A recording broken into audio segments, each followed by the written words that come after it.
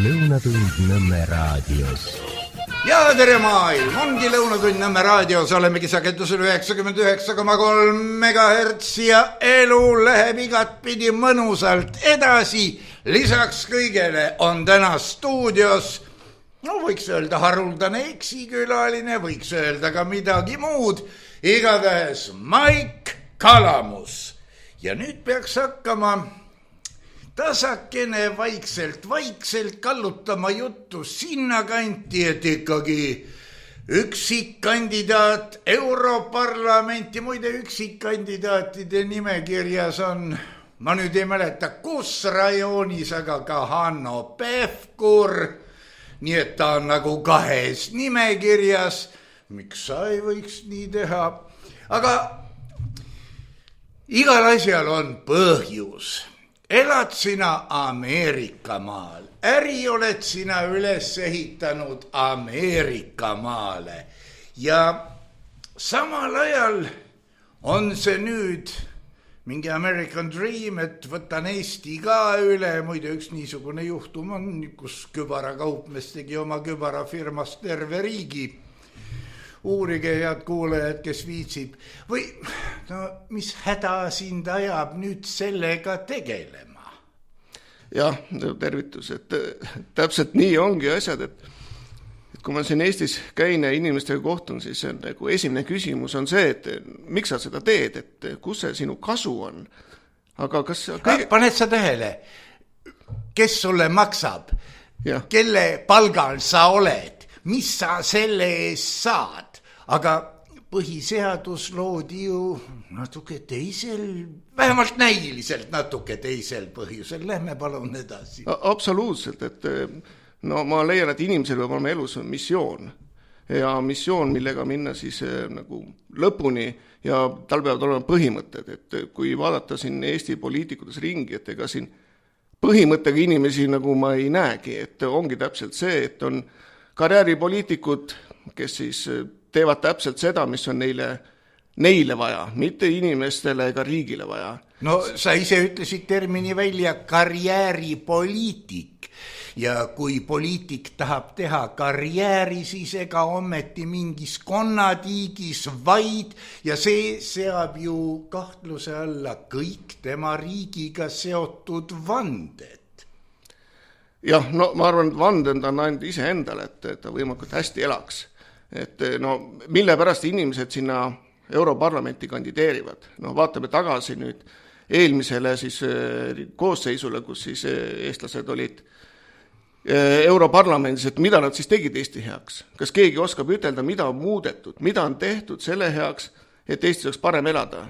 Palju on räägitud ja väga viisakalt on räägitud ja isegi väga teravatest probleemidest on räägitud nii, et jumal hoia, keegi ei solvuks, sest üldine, kas see on mentaliteet või üldised tõekspidamised, üldised nii-öelda parketireeglid on ju teada, sellele ei tohi öelda otse, mida ta tegelikult teeb, teisele ei tohi öelda otse siin, võtame nüüd kas või siin tehakse imeasju, aga lähme edasi. Selle Europarlamendi asjaga, mis ma tahtsin ütelda, on see, et räägitakse, see ongi nii, mis on nagu Eesti asi, et räägitakse, isegi räägitakse õigetest asjast, aga mitte midagi ei tehta. Et kui vaadata siin viimane 30 aastat, Eestil pole piirigi. Millest me siis edasi räägime? Põhiseadusest keegi ei hooli. Põhiseaduses nendest paragrahvidest, kus peaks Eesti riiki, Eesti rahvust esmasena kaitsma, kas keegi teeb seda? Mitte midagi. Sa praegu vihjad sellele, et enne kui seadus jõustub, peab küsima, kas ta vastab Eesti Vabariigi põhiseaduse preambulile. Et kas ta on ikka pandiks praegustele ja tulevastele põlvedele nende ühiskondlikus edus ja üldises kasus? Absoluutselt, nii selles asi ongi, et esimesena peab ta ju vastama põhiseadusele ja ta ei tohi konflikti minna. Aga kui vaadata siin ringi, mis siin toimub, noh, see ei ole ju mitte mingil juhul sellele vasta, midagi ei vasta, isegi meie valimised ei vasta. Noh, mis põhiseadus meil ei ole võib-olla kõige parem, aga sellestki tuleks kinni hoida. Proovime 3 päeva täita, siis otsustame. Jah, ega siin keegi täita ei tahagi, et no siin on niisugune klannimajandus, et võib-olla inimeste natukene meenutada üldse ajalugu, et paljusid asju, kusjuures on internetist hakatud ära kustutama, aga on midagi säilinud. Näiteks selline asi on säilinud, et 1988 käis siis George Soros Eestis. Ta sai kokku siis selliste punaste juhtidega nagu Savisaar, Marju Lauristin ja teised. Niimoodi sellest edasi siis ju tehti rahvarinne. Ja kes olid seal need tegijad? Et mina tõmbaksin võrdlusmärgi täpselt nendele, kellele siis Soros andis head nõu. Nii astume veel sammu edasi rahvarindest ja tulid suurem osa kõik tänapäevased parteid. Ja nende juhid olid täpselt need samad inimesed, kellega seltsimees Soros rääkis. Nii et see asi oli kommunistide poolt juba ammu ära otsustatud. See, et missugused parteid meil saama hakkavad, see, kuidas nad endale hea elu ära nüüd kindlustavad. Ja selleks, et seda tsementeerida, oli vaja ju otseselt e-valimisi. Sest et pabervalimisi on raskem võltsida, palju raskem. E-valimistel on ju imelihtne, sul on ju server, mis ainult ütleb ja annab tulemuse. Ja selles kahelda isegi ei tohi ja ei ole võimalik isegi auditit teha. Ei ole võimalik mitte midagi kontrollida. Et sellest me oleme juba ennem rääkinud, kuidas üldse auditeerimine käib, kuidas see servetesse info liikumine käib. Ja kui ma olen rääkinud siin välismeedias inimestele, kuidas meie siis e-valimised on siis, või siis internetivalimised on üles ehitatud, inimestel suu lahti, et see ei ole võimalik. Poola televisioonis, kui sellest rääkisin, siis inimesed stuudios hakkasid naerma, kui nad kuulsid, et Eesti võttis üle siis Hugo Chavez'i poolt tehtud interneti hääletuse. Et, ja ka siiamaani põhimõte on täpselt seesama.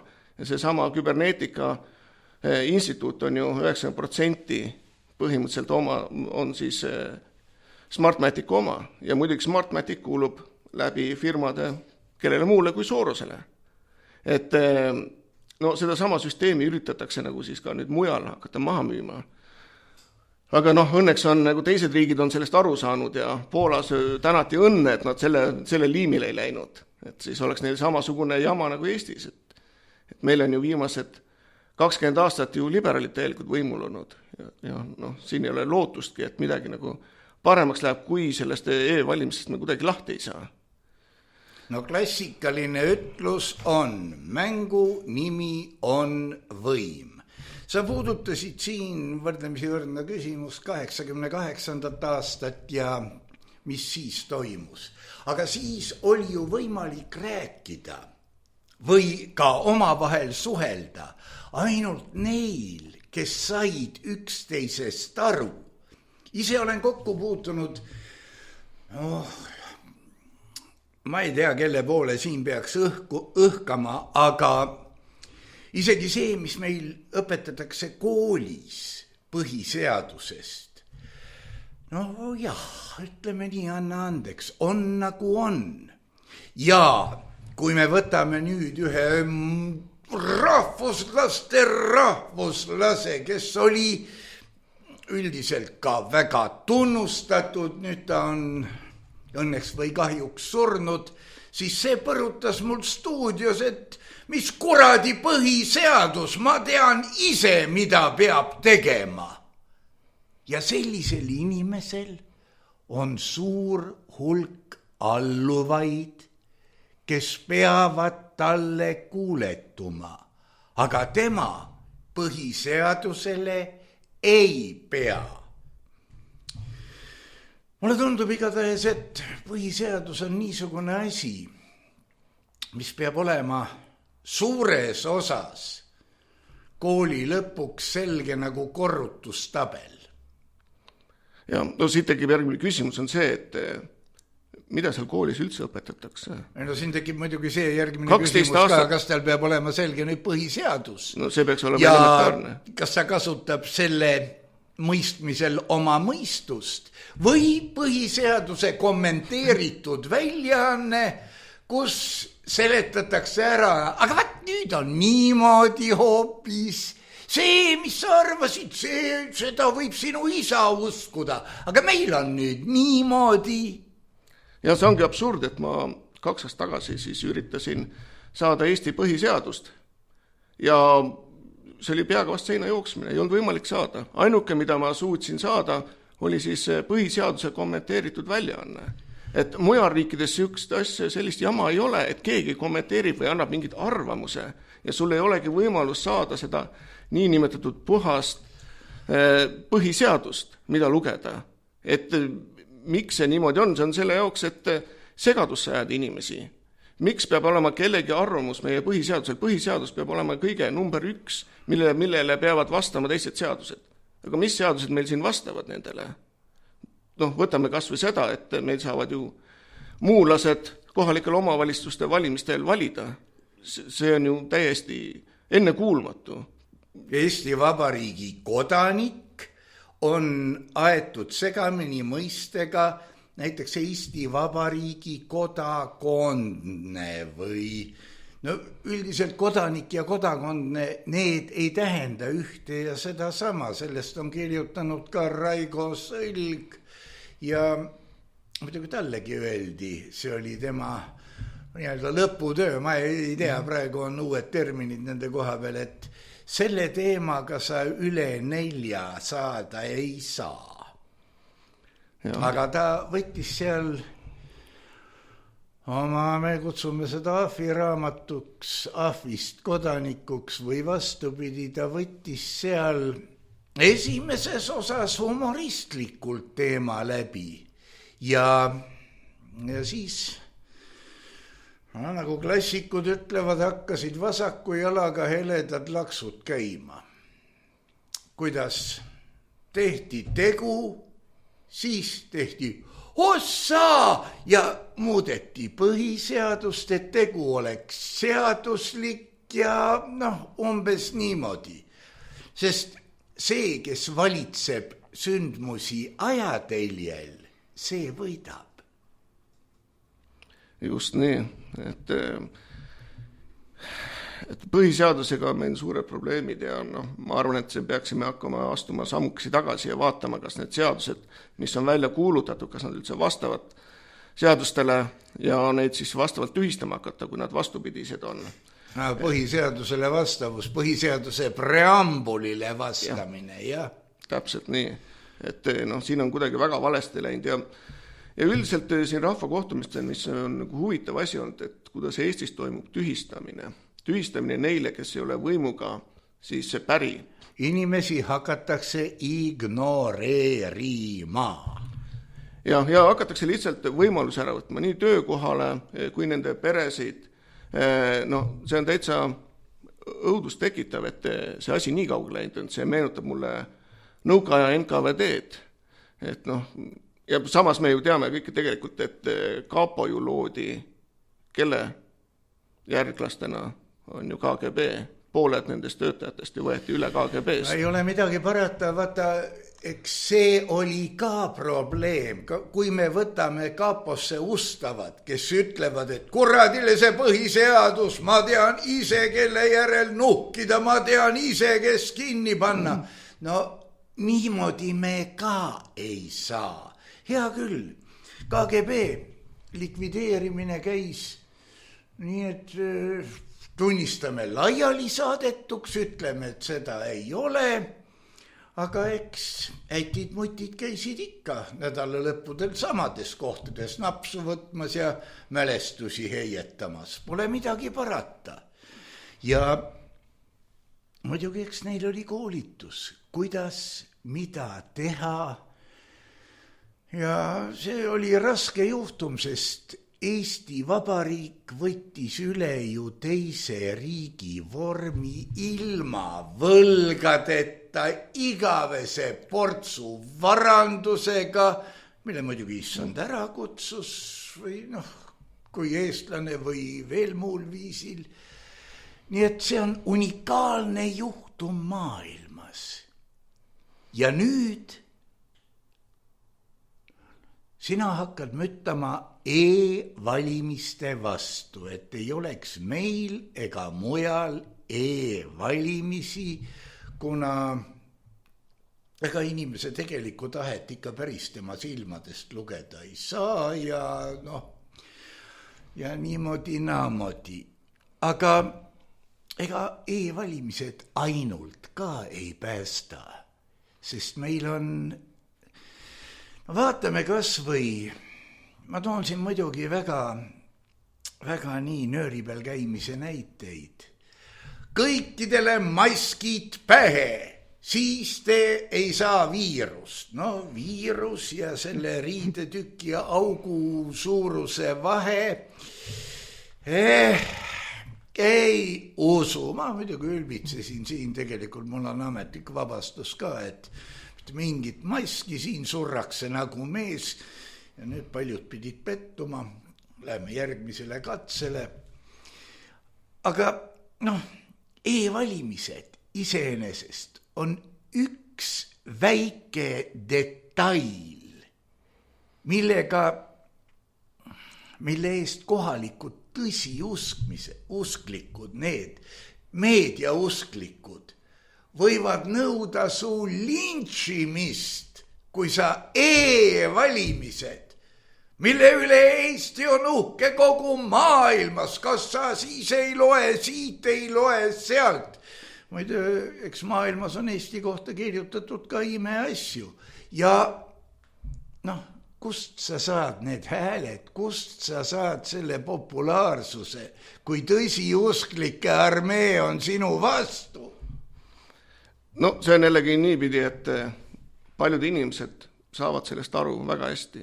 Mitmed, kas nüüd paljud, aga mitmed. Tegelikkuses on päris paljud hakanud silmi avama ja nägema. Tegelikkuses nad ei teadnudki, kuidas see üles ehitatud on, kuidas üldse meie see ID-kaardi auditeerimine käib. Inimesed ei teadnud sellest ei räägita. Ainuke, me võime rääkida sellest, mis nüüd lääne meedias, mis kirjutatakse ilusaid asju Eesti e-valimiste kohta. Ma loodan, et sa tead ka meie Kaja Kallase suured need uhked intervjuud. Need on tellitud, sellest makstakse. Näiteks Poliitikos on umbes, see summa on $25,000, mida sa pead maksma ja sinust tehakse esikaane uudis sellest, millest sa tahad rääkida. See on krossid, ma nagu väga, ma ei kujuta ette, et mingisuguse 50, isegi 100, isegi ma ei tea miljoniga sa saaksid eelretsenseeritud teadusajakirja esikaanele oma näo ja kuhugi sisse oma artikli täielikust kamarajurast, aga ma ei ütle ka, et see on võimatu. Ma arvan, et näiteks kliimateemadest kindlasti sa saaksid selle sisse, kui sa kirjutaksid positiivse artikli, kuidas me suudame siis päikse soojust reguleerida ja kindlasti saaksid veel medalid kuskilt, aga jah, ütleme, aga poliitiliste ajakirjades ja majandusajakirjades on vana tava, et sa ostad raha eest selle positiivse artikli sisse, siis näitad siin koduturule, näete, kui populaarne ma olen mujal maailmas. Mind ikka trükitakse, mind ikka avaldatakse, jah, aga need, nad ütlevad, nad ka teadlased. Ja, et oli huvitav kogemus, ma olin just Budapestis rahumarsil. Ja see oli üleeile. Jah, et 1. juunil, et ma olin ainukene teadaolevalt Eesti siis esindaja seal ja Eesti konservatiivide esindaja. Ma ei ole kindel, miks teised siis sinna kohale ei ilmunud. Et meil oli Läti esindajad ja Leedu esindajad, aga jah, Eestit esindasin mina kahjuks üksinda. Et võtsin selle ette ja mis oli huvitav, oli see, kuidas ma rääkisin tavaliste inimestega, kuidas nad küsisid, et mis teil eestlastel viga on? Miks te tahate sõda? Miks te tahate Venemaaga kakelda? Ja miks see Kaja Kallas niimoodi käitub? Ja kui ma räägin inimestele, et ei, et tavainimene, mitte ükski normaalne inimene ei soovi sõda siia maale, veel vähem Eestisse, siis inimestel oli nagu, et suu lahti, et aga miks te valitsus nii teeb? Ja siis ma pidin hakkama seletama, et kuidas me valitsus on saanud võimule. Ta on ju saanud võimule puhtalt e-valimistega. See ei ole rahva arvamus. See ei ole võimalik, nagu eelmistel valimistel oli. Punkt 1 oli see, et kõik need sertifikaadid, need allkirjade sertifikaadid olid vananenud ehk kehtetud. See tähendab, kui sa annad näiteks ütleme, sa annad digitaalallkirja, siis sul peab olema seal vastav digitaalne siis sertifikaat juures. No mulle tuleb tavaliselt hoiatus postkasti, et kuule Lepa, sul hakkab aeguma paari kuu pärast, mõtle selle peale. Ja, aga nüüd tervel serveril olid need kõik aegunud.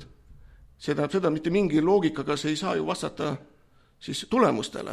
No see ei tohiks käivituda, ütleb mu puuloogika, aga muidugi IT-meestega ma ei vaidle. Ja seal oli veel 100 000 siis e-häält, mida siiamaani ei suuda keegi ära seletada, kus need tulid. Kus need e-hääled tulid, et on avaldatud arvamust, et äkki need on need isikukoodid, mis olid antud siis ukrainlastele, pagulastele, aga keegi täpselt ei tea siiamaani. Jah, kui see isikukood alles on. Jah, kui üldse seda oli. Et see ongi see suur probleem, et ja selles on ainukene variant, kuidas ma suudan inimesi seletada, miks meil see asi nii tuksis on ja miks meie valitsus niimoodi käitub. Sest et see ei ole ju kindlasti mitte rahva esindajamine. Kes ei tahaks omale maale sõda, kes provotseerib selleks, et siia maale tuleks sõda, meil pole relvigi, me oleme kõik ju ära andnud. Meil on pool elanikkonnast on venekeelsed inimesed. Ka venekeelne inimene võib olla väga vägev patrioot. Olen rääkinud Nõmme raadioski, on tegev venekeelne inimene, kes ütleb, et ei, piir peab jääma käima kinni. Mina loen ennast eestlaseks, mulle meeldib välismaal sugulastel külas käia ja et mõnikord välismaalt sugulased tulevad mulle külla, mitte ei jää siia kurat teab kui kauaks, ma usun teda. Ja, aga paned sa tähele, kui sa räägid nüüd Eesti konservatiividega ja ütled, et näed, ütleme, pea 60% siis statistiliselt on Eestis elavatest venekeelsest inimestest tõsimeelsed konservatiivid ja Eesti patrioodid. Aga nad ütlevad, et ei, nendega sina ei tohi suhelda. Sa ei tohi isegi rääkida nendega, sest et sa oled siis põhimõtteliselt Kremli agent. Miks sa ei tohi? Miks ennem on nad nõus tegema diile liberaalidega, kellega meil ei ole mitte midagi ühist? Tegema diile, vaata, siin ongi küsimus selles, kellest sa praegu räägid. Kes on see, kes ütleb, mina olen konservatiiv, eriti juhul, kui ta ei suuda defineerida, mida see tähendab. Ma ei nõua siin seda, üks tähendus võib ju olla siiralt ka vanameelne. Mina arvan seda, et tegelikkuses nad on üdini korrupeerunud ja lihtsalt konservatiiv on neile see asi, mis neile siis võimu ja raha sisse toob. Kas nad tõsiselt usuvad seda? Sa pead silmas praegu nii-öelda kõrgkonservatiive. Ütleme, meil on ju üks suur juht ja õpetaja, see on siis Martin Helme, et ütleme, kogu see partei, mis ta on teinud, see on ju läinud ju totalitaarsuse suunas otseselt.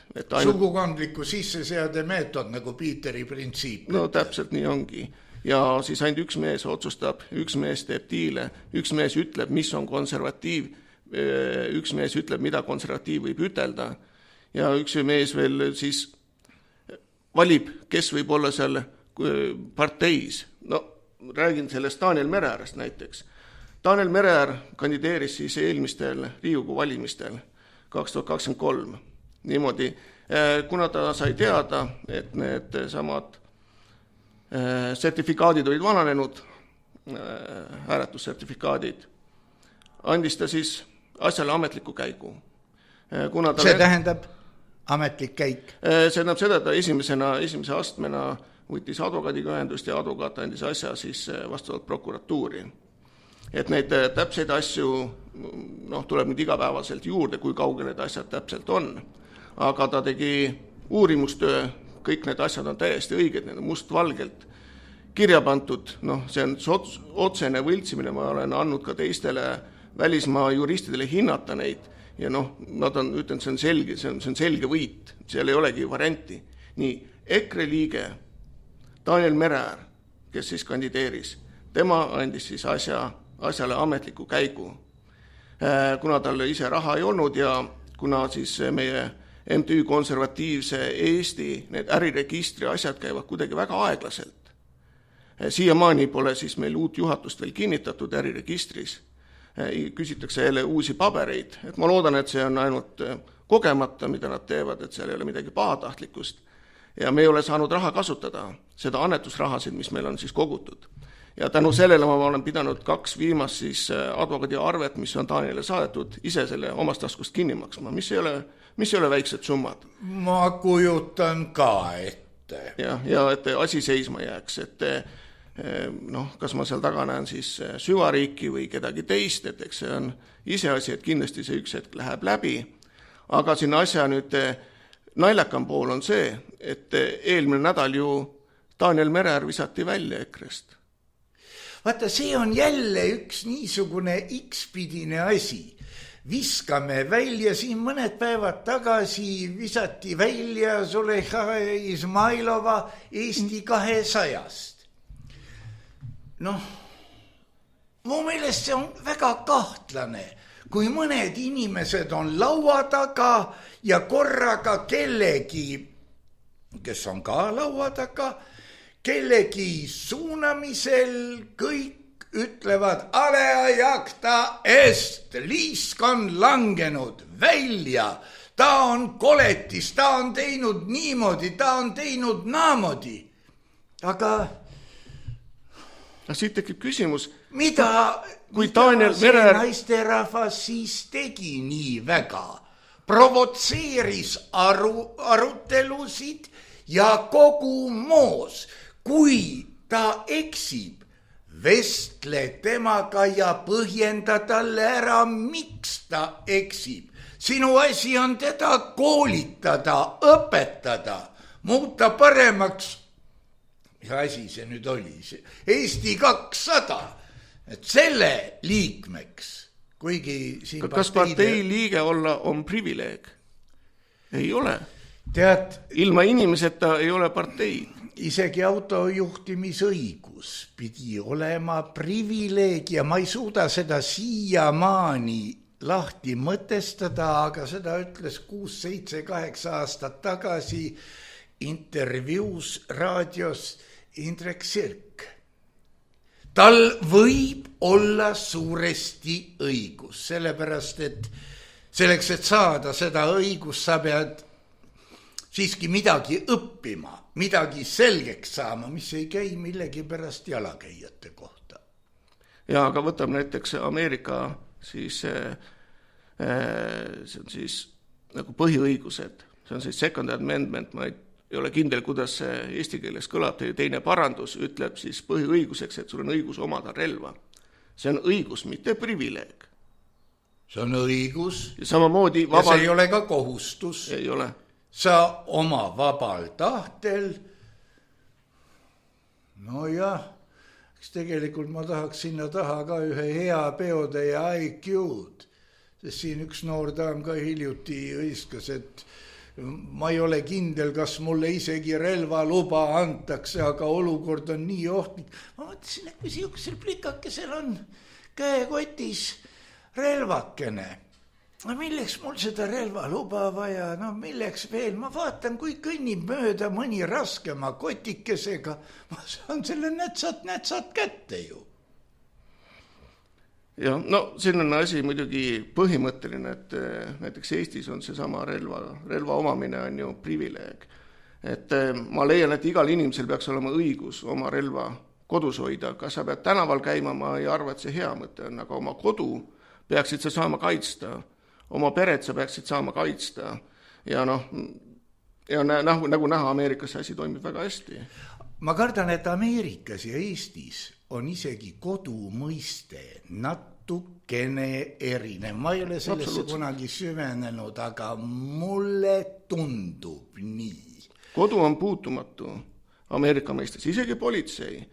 ei tohi tulla niisama sisse. Ja seda ma olen filmides näinud ja see ongi kahtluse ärat. Ja teine asi on see, et mitte keegi ei tohi tulla sinu maa peale ilma sinu loata. Ja sedagi olen näinud. Ja kui sa ikka kaitsed oma peret, siis on sinu täielik õigus. Miks Ameerikas praktiliselt ei ole olemas neid koduseid rööve? Sellepärast, et igal inimesel on relv kodus. Sa saad kuuli, kui sa tuled sinna. Inimesi ei tule niisama koputamagi teise ukse peale ilma ette teatamata. Ta paneb paugu ära ja ta ei ületa hädakaitse piire, vaid ta lõpetab hädakaitsega seotud probleemi. Täpselt nii. Ja samamoodi ma leian, et Eestis tegelikkuses peaks olema igal inimesel õigus omada relva kodus. Et kujutage ette, kui palju hoiab ju riik kokku sellest, et ta ei pea hakkama siis sõjaväele relvi ostma.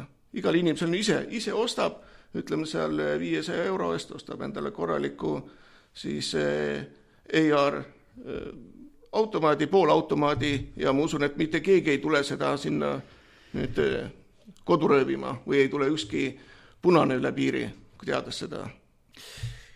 Kunagi sai välja antud ka hundiraamat, 2 tükki koguni.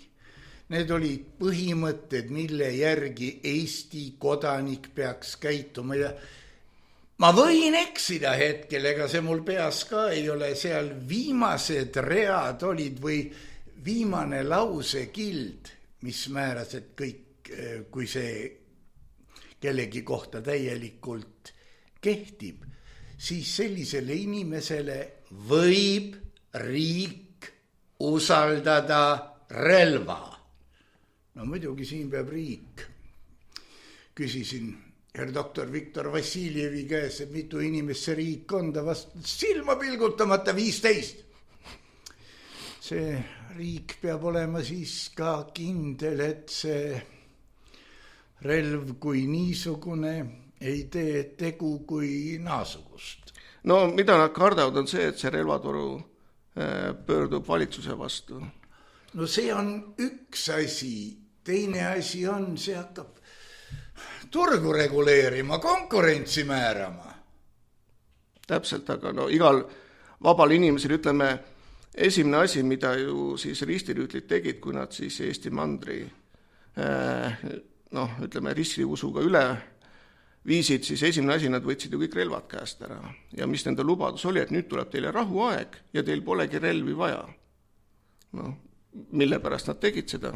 Puhtalt sellepärast, et sa ennast ei kaitseks ja midagi vastu ei hakkaks.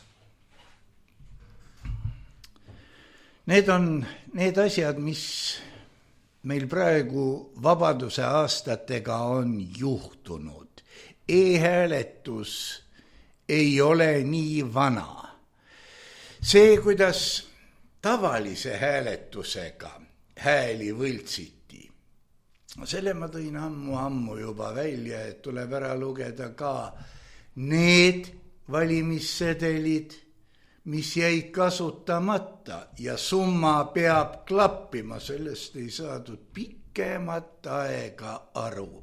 Ja lisaks muidugi see, et kunagi oli, et Nõmmel kella 12 oli seal ja seal hääletanud juba nii ja nii palju inimesi. Ma siis võtsin selle ukse pindala ja enam-vähem ka pensionäri pindala, et arvutada möödumiskiirus välja. Ma sain kuskil pealt 30 igatahes ja ma ei usu, et tätid-mutid selle välja võtavad, ilma et nad pärast 3 meetris siukse kiirusega liikumist ei tee. Ja no paberhääletamisel on muidugi see asi, et seda on raskem võltsida. Sa pead ikkagi seal kui on omad, ei ole raskem. Pead ikka tööd tegema, pead ise mingisuguseid pabereid välja kirjutama ja äkki võib kuskil vahele jääda, aga vaata, interneti hääletusel on see asi, et see server, mis nüüd hääli kokku loeb, ehk neid niinimetatud neid koodiadasid, otseselt seal on ju erinevad serverid, seal oli üks server. Ja see, mis meile tulemuse annab, on ainult koodiridade kokkulugemine. Ja see ongi, ütleme, moodsas keeles võib seda isegi AI-ks ütelda. kes siis määrab selle lõpptulemuse, see on algoritm, mis määrab selle tulemuse.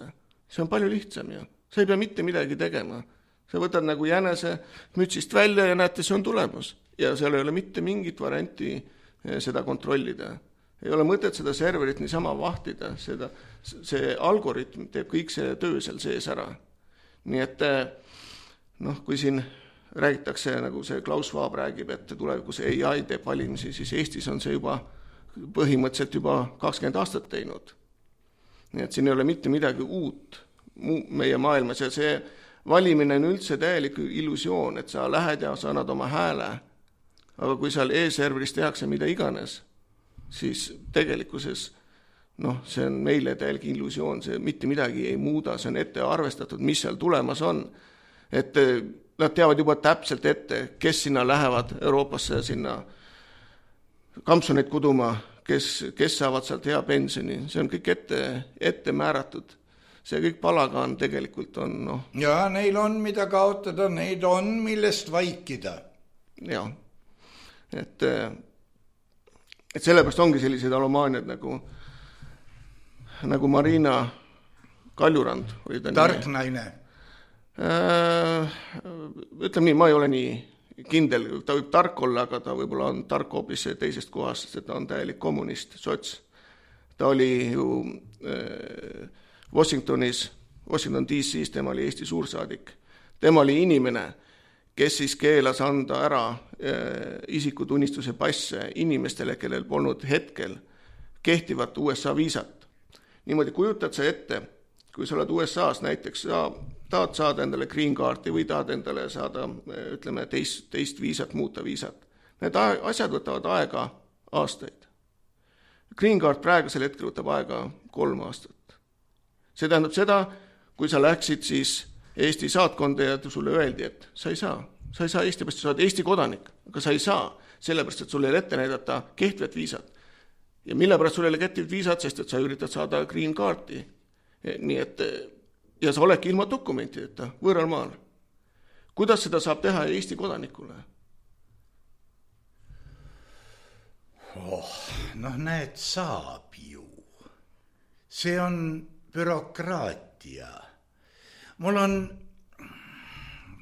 praegu on vara võib-olla sellest rääkida, aga enne hooaja lõppu ma tahaksin välja tuua raadios ka mõned bürokraatlikud, täielikud absurdid, mida ometigi saab kasutada eesti keelt kõneleva, emakeelena kõneleva isendi vastu Eestis teine samasugune ja takistada lihtlabaselt tema võimalust vastata põhiseaduse preambulile. Muide, eilne imeline uudis. See tuli enne kella 11 vist ja uuendati esimene raund siis 11.42. Valimiste veebilehte tabasid valimisnädala startides. Sa aimad juba. Ma eeldan, et tehnilised probleemid.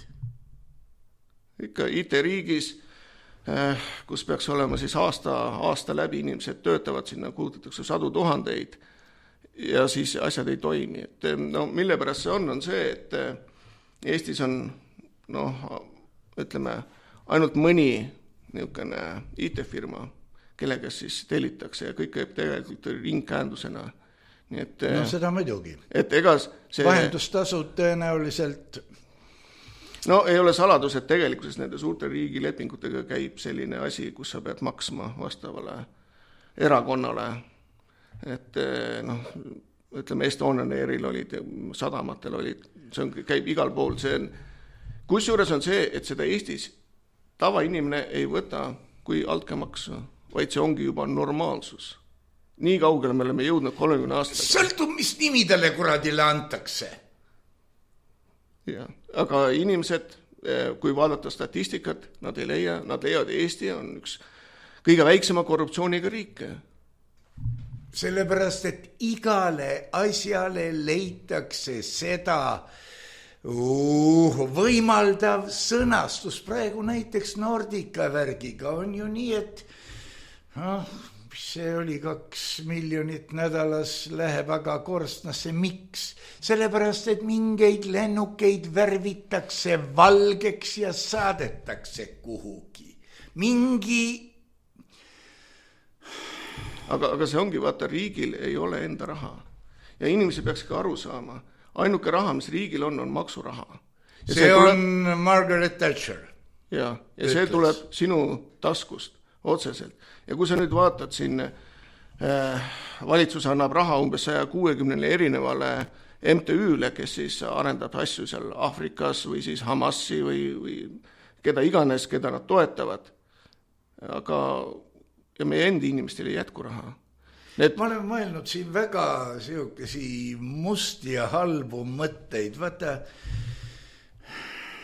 Ukraina sõda iseenesest, see on ka üks segadus ja sigadus ka, sest kui täiskasvanud mehed ei suuda kokku leppida või neil ei lubata kokku leppida, seda ma muidugi natuke kahtlen, kas herr Putinil istub keegi niimoodi kaela peale, et ta peab sõna kuulama. Ma ei välista loomulikult ja läheb lahti tavaliste inimeste tapmine. Mis on tavalise inimese kasu ühest sõjast? Nii nagu ütles Nürnbergis suur sõjakurjategija, et tema ainuke kasu on see, kui ta saab ühest tükist tagasi tulla.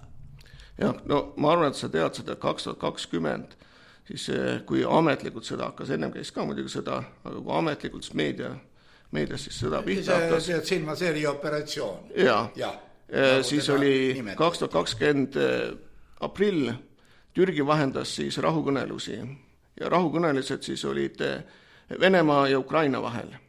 Nad Türgis kirjutasid alla selle rahuleppele ja selleks siis ratifitseerimiseks siis Putinile ja vastavalt siis Ukrainale, Zelenskile. Samal päeval lendas siis Boris Johnson Inglismaalt, lendas siis Kiievisse ja käskis mitte seda alla kirjutada. Nii et see sõda oleks kõik olemata olnud, need miljonid inimesed suremata olnud, kui oleks alla kirjutatud. Nii et kas seda sõda on võimalik lõpetada? Loomulikult on võimalik lõpetada. Lihtsalt ei taheta. Kui ma loen praegu uudist, see nädalapäevad tagasi või nii, et Belgia saadab F-16 hävituslennukeid ja need peavad viimased kohale jõudma 2028. aastal. Kas mul on õigus järeldada, et sõda 2028. vaatamata kogu show'le kestab edasi? Jah, no see on ju kõik suur korruptsioon, mis seal toimub. Ukraina on kõige korruptsiooni altim riik, ütleme terves Euroopas, kui mitte terves maailmas. Siis loomulikult samamoodi ju nagu Eestis saadeti siis relvad Ukrainale abiks, aga meie pidime uuesti laenu võtma, et uusi relvi osta. See tegelikkuses on ju samamoodi nagu oli nende vaktsiinidega, kõigi muude asjadega, et me võtame laenu, me ostame asju, anname edasi. See sama nüüd, kuhu see nüüd maksuraha jõuab? See jõuab relvatööstusesse. No kelle relvatööstusesse? No põhiliselt on ta USA relvatööstus, kes kõige suurem tegija on ja kõige suurem sponsor on ka kõikidele igasugustele senaatoritele ja nendele kongressmänidele, ükstaskõik kõik kummal poolel nad on, kas on siis liberaalid või konservatiivid, siis mul enda tutvusringkonnas inimesi, kes on neid kampaaniaid teinud, kes on olnud siis selles kohas ja kui ma olen küsinud, et kus nagu põhiraha tuleb ikkagi sõjaväetööstusest. Nii et annetustest tuleb ainult väike osa ja kui isegi väikse koha peale on sul vaja koguda vähemalt $2 miljonit ja kui sa selle koha saad, siis sa pead tegema nii, nagu sponsor käsib. Et see tasuta lõunad värk, jah? Absoluutselt, üks asi on sponsor, teine asi on metseen.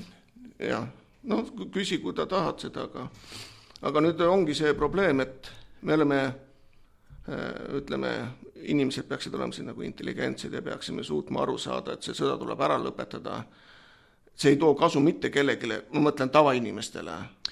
Tead, sellest sai räägitud juba 10 aastat tagasi, suti vähem võib-olla. Ja teema oli just see, et kuni arvutid tegelevad rahaga ja kuni raha on kaup, seni saab asi minna kiirenevas tempos ainult halvemaks, sest raha müügiga teenitud raha tuleb aina juurde. Ja tegelikult eks need sõjad ja niisugused asjad, millega raha korstnasse kantakse, on raha maailma päästeventiilid mõneti. Teisiti on see, et see on korruptsiooniventiil. Vaatame seda sõda. Seda ka, kes see siis paati ei taha. Vaatame seda sama nüüd Afganistani, kus ütleme, tegeldaks NATO läks sinna siis sisse. See oli siis artikkel 5, ainuke kord, kui seda on kunagi käivitatud, mindi siis Afganistani sisse. On teada ainult seda, et USA kulutas umbes $2 triljonit, mis teised riigid, mida Eesti kulutas seal, keegi ei tea. Ja kuhu see raha läks? See oli 37 000... Ja kelle moonipõlde seal kaitsti? Ja. Kelle eest? Turusolkijate eest muidugi, eks ole. Täpselt. Et see sama oopium läks edasi ju Hiinasse. Seda oli vaja kaitsta, ja oli 37 000 siis Talibani võitlejad põhiliselt siis AK-47 ja siis eesliga. Ja mitte 47-ga, 47 kadus tegelikult 59. aastal, juba 47 eritunnus, vabandust, ma katkestan siin, on, et seal on nikeldatud detaile ja ei ole ühelgi detailil süvist. Ta on raskem kui 74, millega teda segamini aetakse. Jah, aga no näete, 20 aastat ei suudetud siis maailma kõige võimsamad sõjaväed, ei suutnud seda siis puruks lüüa. Kas nad tahtsidki? Absoluutselt ei tahtnudki. See oligi see ventiil, kus käis raha kantimine. 20 aastat ilusasti kõik riigid, kes NATOs said ilusasti sealt raha läbi käia. Ja kuidas on võimalik siis, et USA jättis kõik sõjatehnika maha? Aga ma olen rääkinud, ütleme, tippsõjaväelastega USA-s. Nad ütlesid, seal on suurem osa jupid oli juba maha müüdud. See oli vana raud seal, mis sinna järgi jäänud on. Kuigi paberi peal oli see, et see korras töötav, ütleme, Hummer või siis helikopter oli tegelikult põhijupid oli juba ammu maha müüdud mustal turul. Nii et see kõik käis ainult suur rahapesu, suur pettus ja siis oli neil vaja uut kohta. Ja loomulikult Ukraina. On ju väga tore. See ei ole loomulik, aga ta oli ka loomulik, jah. Sa rääkisid siin praegu iganenud ajast maha jäänud asjadest ja tead, mul kummitas korraga kukla karvade alt. Kui vana on F-16? Mis aastal võeti ta ametlikult tootmisse?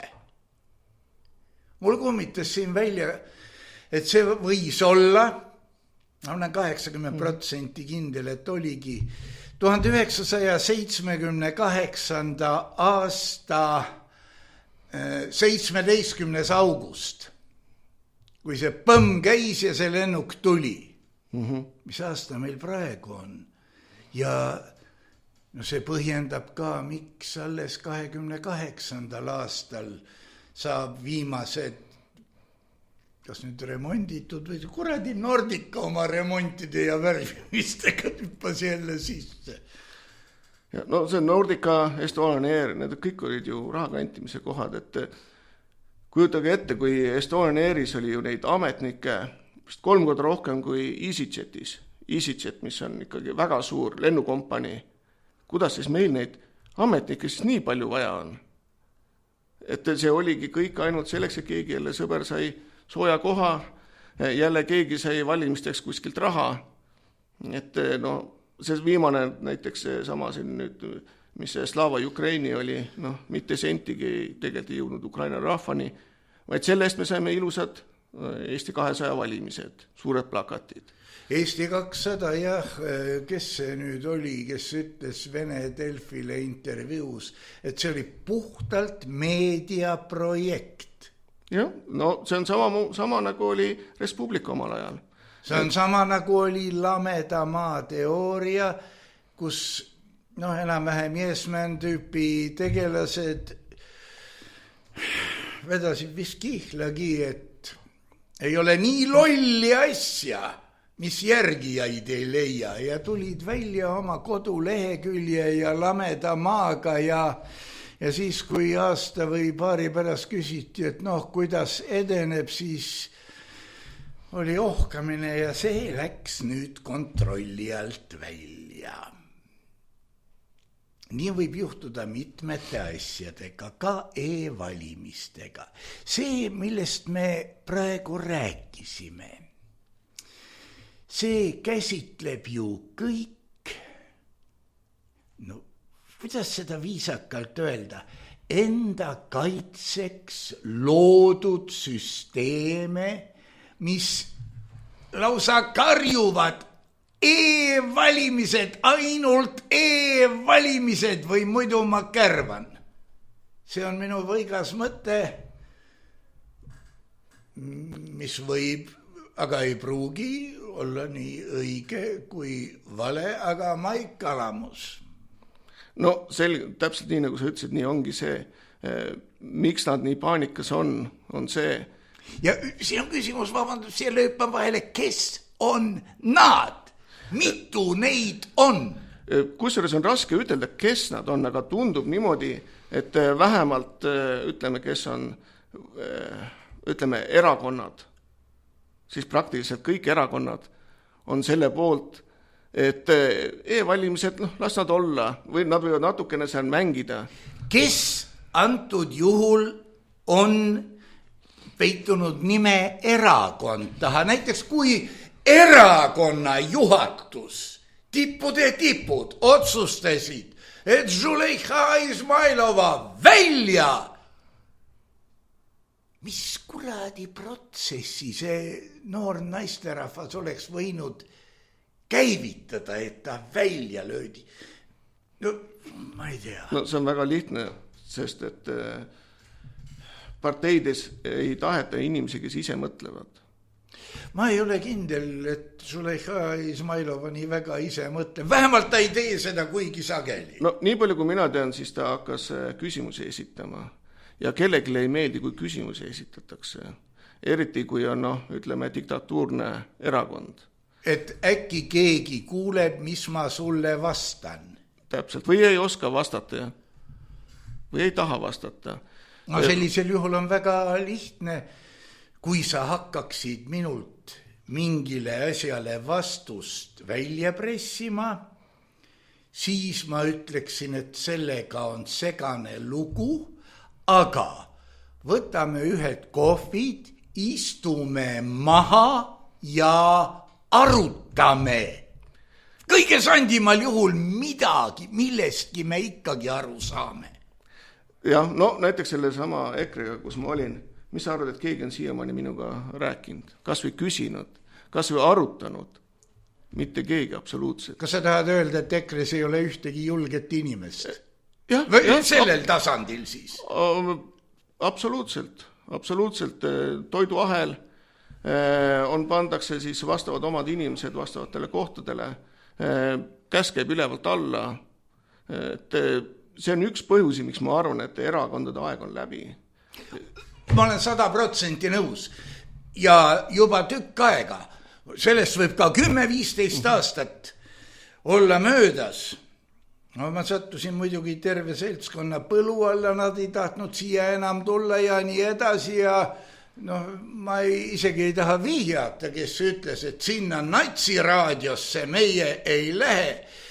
Aga küsimus oli just see, et kui meil on üks põhiseadus, kuidas saab meil olla kas või 2 erakonda?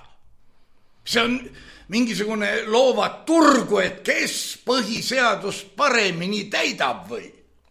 no täpselt ongi, kui sa vaatad seda valimisseadust, noh, ega kõik eelised on ju erakondadel.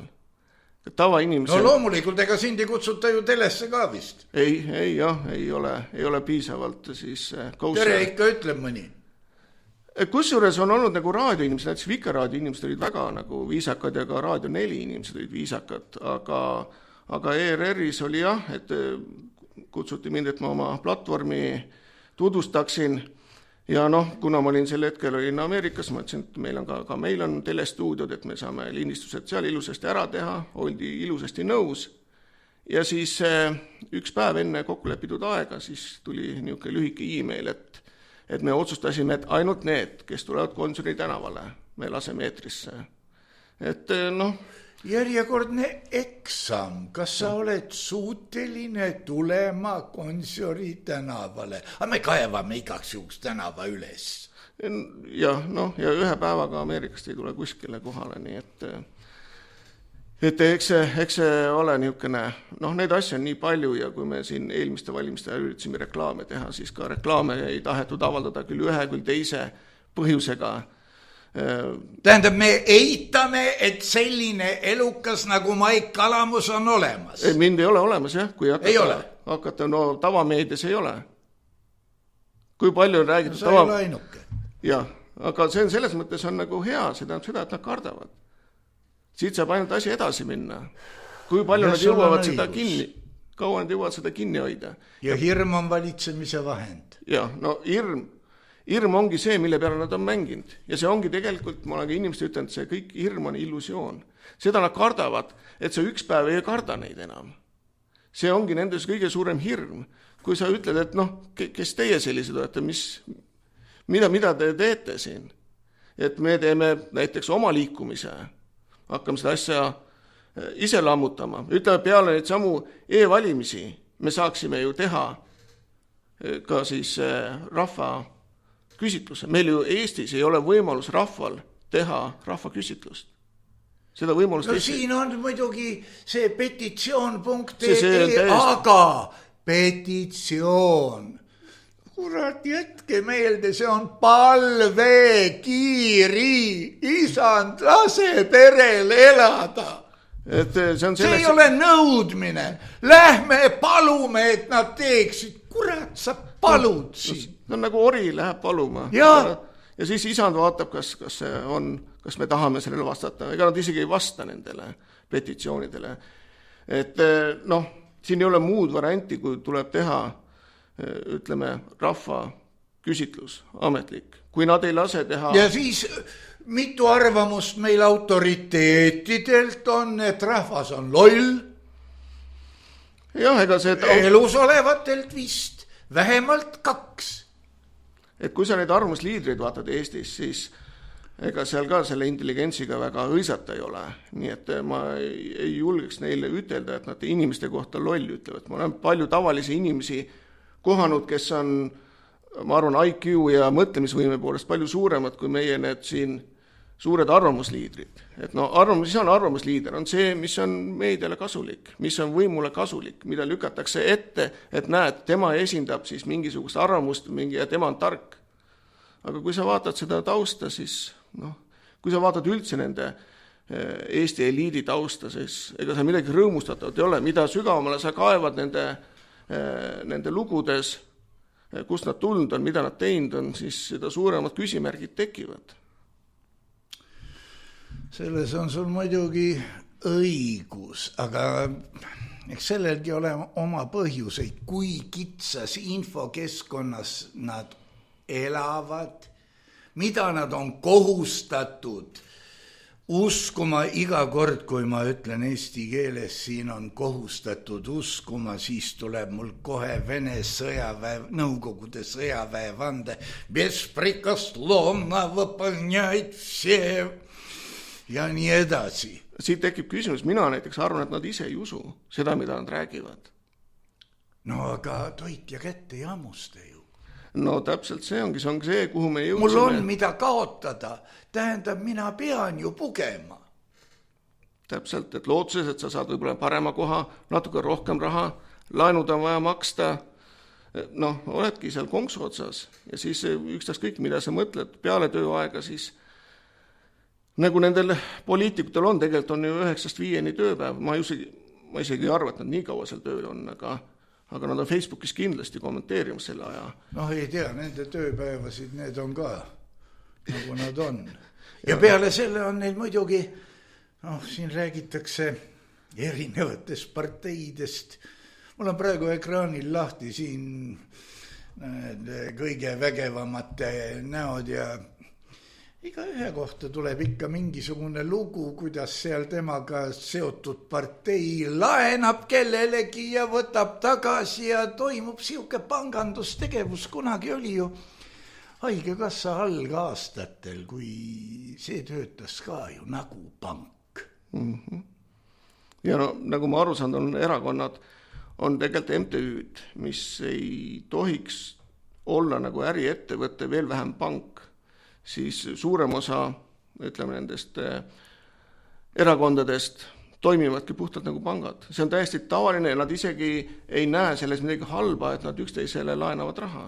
Ja teinekord need summad on ikkagi 100,000. Ja kui sa oled juba võlgu seal, siis sa pead tegema nii, nagu vaja on. Et no näiteks see viimane skandaal, mis EKRE-ga oli, kuidas nad reklaamirahad lasid ilusasti läbi riiulifirma, kes siis need dividendina välja võttis.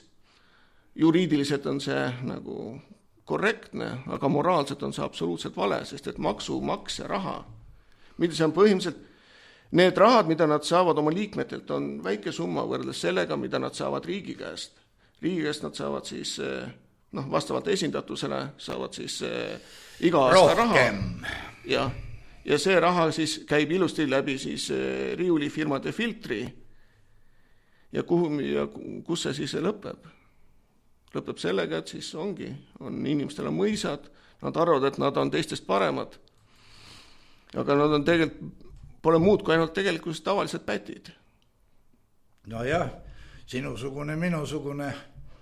Minu eas võib seda endale lubada, et lähed pikaks ajaks riigi supile, seebile, see ei ole mitte midagi õudset. Sinu eas on veel natuke vara. Ja see ongi imelik, et nagu õigluse tagaajamine tundub olevat ebaseaduslik. Aga kui nii võtta, siis ongi sellepärast, et sinu päevapalk võrreldes, no ütleme tasemel juristi tunnitasuga, sul on väiksem. Ja, no kui võtate seda, et ma olen aktivist, siis minu sissetulek poliitikas on täpselt 0 eurot. Nii et ma teen kõik seda oma taskust, oma töö, pere ja kõige muu kõrvalt. Et, no, hobi on niimoodi või? Hobi.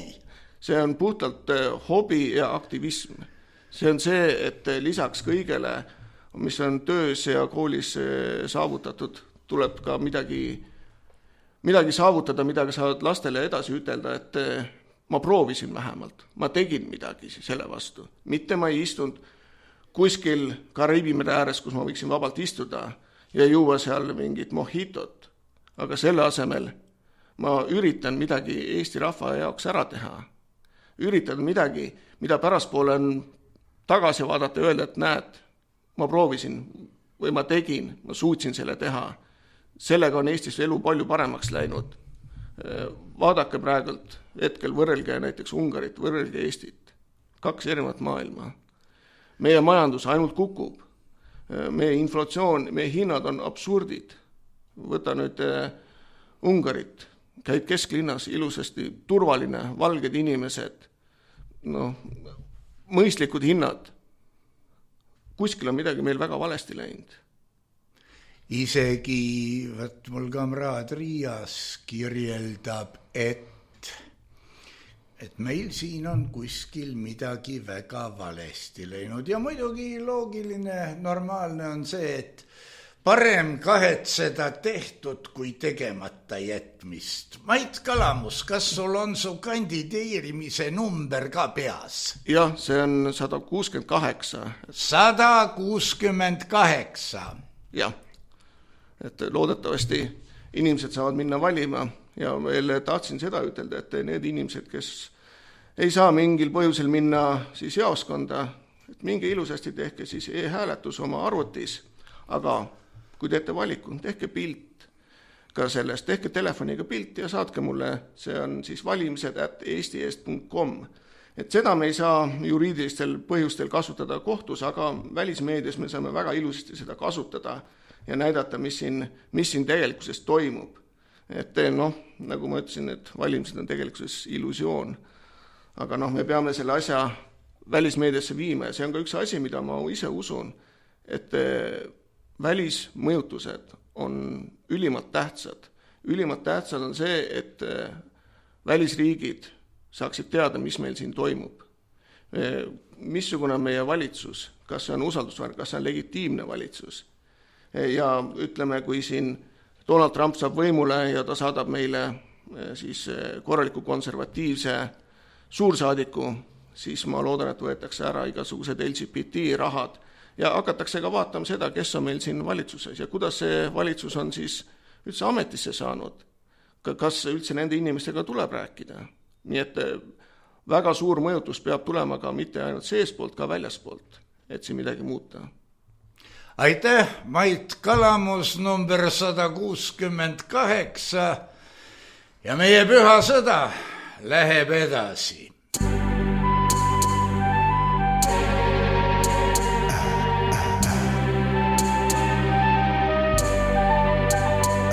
Saade on salvestatud 2024. aastal.